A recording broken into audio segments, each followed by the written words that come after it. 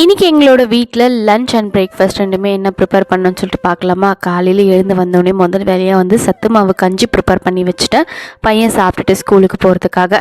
இன்றைக்கி காலையில் பிரேக்ஃபாஸ்ட்டுக்கு பார்த்திங்கன்னா குருமா ப்ரிப்பேர் பண்ணியிருந்தேன். தக்காளி குருமா ரொம்ப ஈஸியாக வந்து இதை செஞ்சிடலாம். ஒரு குக்கரில் எண்ணெய் சேர்த்துட்டு பட்டை கிராம்பு ஏலக்காய் ஆல் ஸ்பைசஸ் போட்டுக்கணும்.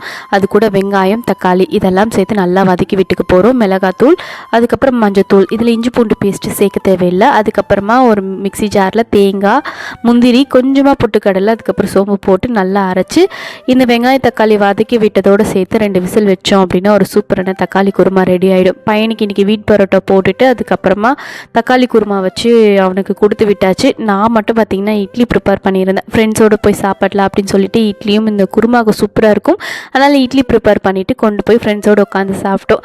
மதியம் லஞ்சுக்கு இன்றைக்கி மஷ்ரூம் பிரியாணி தான் வந்து போட்டிருந்தேன். இது ஏற்கனவே சேனலில் இருக்க, வேணுன்றவங்க செக் பண்ணி பாருங்கள்.